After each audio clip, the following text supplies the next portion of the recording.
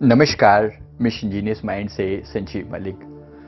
दोस्तों, हमारा ये वीडियो का टॉपिक है सोलमेट या ट्विन फ्लेम क्या होते हैं।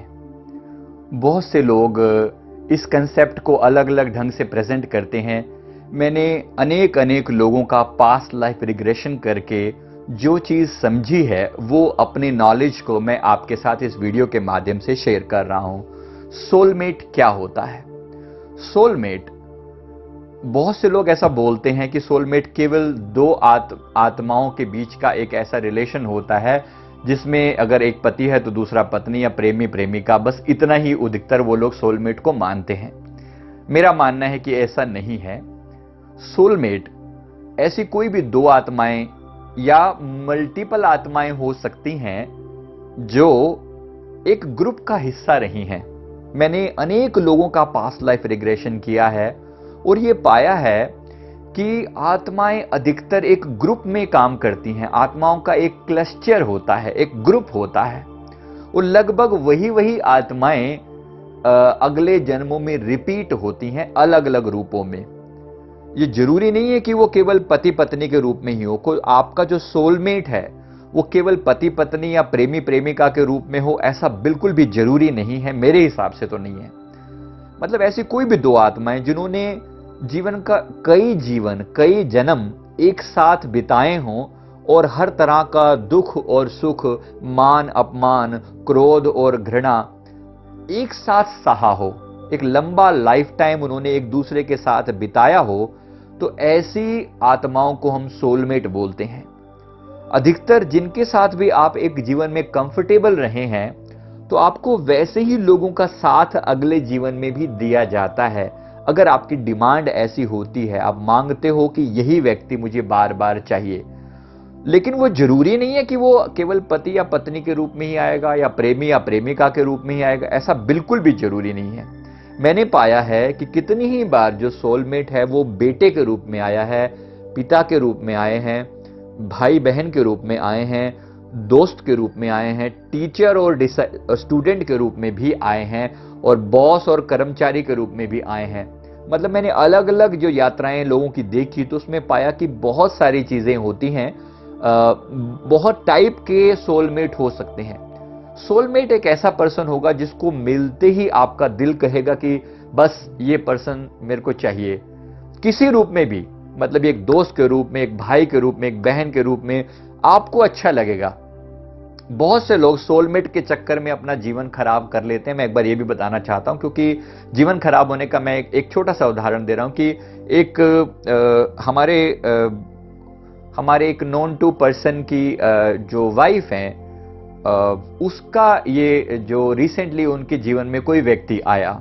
उनकी एज लगभग 45 के आसपास है, और जाहिर सी बात है अब उन मैरिज है तो बच्चे हो चुके हैं, और बच्चों की एज भी अच्छी खासी 18-19 साल के का बेटा है और 13-14 साल की बेटी है।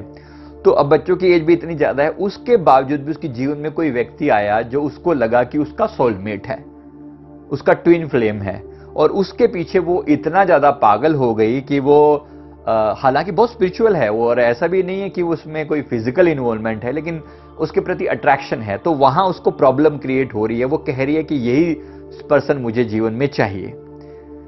तो हमने ये पाया कि सोलमेट का आना इस तरीके से जो है पूरे परिवार को तोड़ के रख देगा। मतलब अगर ये सोलमेट ही आया है तो ये परिवार को तोड़ के रख देगा। तो फाइनली ऐसे सोलमेट का क्या फायदा जो आपके परिवार को तोड़ दे। तो सोलमेट के चक्कर में बहुत सारे लोग, ये किस्सा मेरे पास 2 बार 3 बार पहले भी हो चुका है, इसलिए मैं बोल रहा हूं कि सोलमेट के चक्कर में अपना जीवन खराब मत कीजिएगा। जो पर्सन आपके जीवन में अभी इंपॉर्टेंट है उसको अपनी लाइफ का उसको उसके साथ अपने रिश्ते को बाखूबी निभाइए। ये मत समझिए कि ये व्यक्ति तो बोझ है और मेरा जब सोलमेट आएगा तभी मेरी जीवन की सारी समस्याओं का समाधान हो जाएगा। ऐसा बिल्कुल भी नहीं है। बहुत से लोग, सोलमेट जब मिलता है, ये बात सही है, एक ऐसा पर्सन जब आपके जीवन में आता है तो दिल में घंटियां सी बजने लगना, अपार खुशी फील होना, और लगता है कि बस सारी समस्याओं का समाधान मिल गया, ये व्यक्ति मेरे जीवन में आ गया, ऐसा लोगों को लगता है।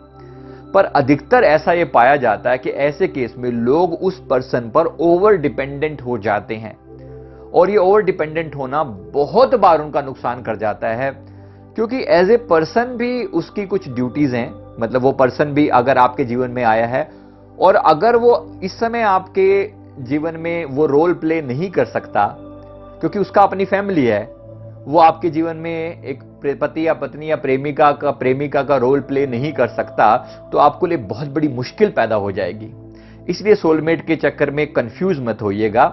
सोलमेट मैंने ये पाया है कि मल्टीपल लोग सोलमेट हो सकते हैं। जैसे एक व्यक्ति के जीवन में 3 या 4 सोलमेट भी हो सकते हैं।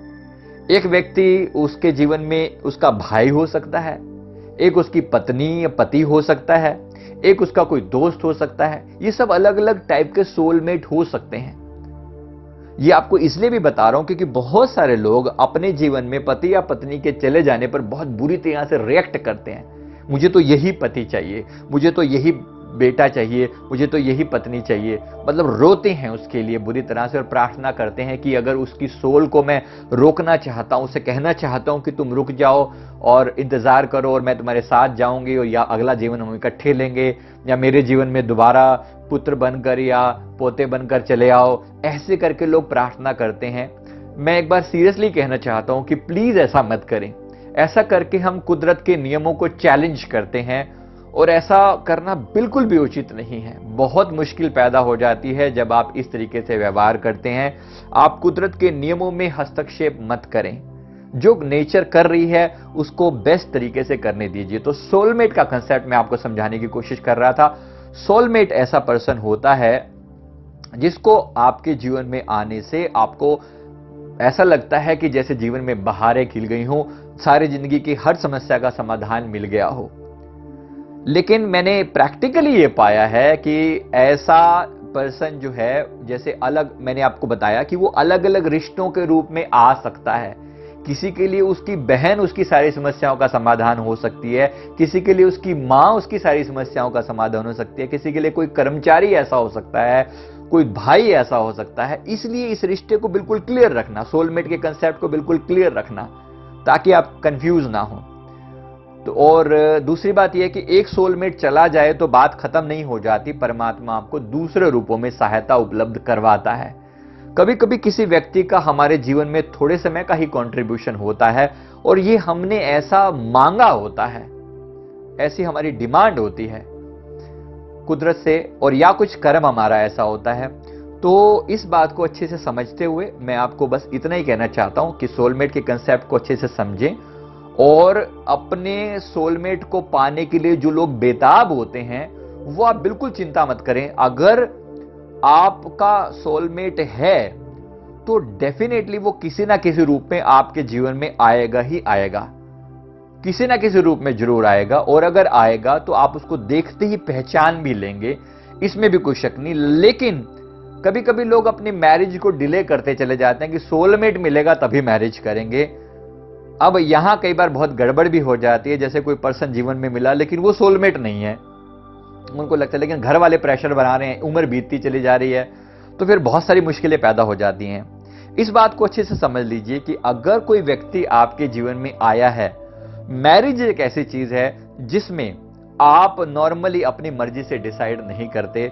ये बहुत सारी चीजें कुदरत के अधीन होती हैं। आप अपनी तरफ से कोशिश जरूर कीजिए कि ढंग के व्यक्ति को सेलेक्ट कीजिए, लेकिन मेरा यह मानना है कि सिलेक्शन हम एक लिमिट में ही सोच पाते हैं लेकिन कर नहीं पाते। सच्चाई यह है कि सेलेक्ट भी हम उसी को ही करते हैं जिसके साथ हमारा कोई ना कोई कार्मिक रिलेशन रहा होता है। बिना कार्मिक रिलेशन के जीवन में हमारे कोई नहीं आता। याद रखिए, इस जीवन में कुछ भी बिना कारण के नहीं होता। तो मैं उम्मीद करता हूं कि इस वीडियो ने आपको सोलमेट को बात को समझने में और कुछ कंसेप्ट को क्लियर करने में एक अहम भूमिका निभाई होगी। वीडियो को लाइक करें, कमेंट करें और हमारे चैनल को जरूर सब्सक्राइब कर लें। Thank you very much. Thank you.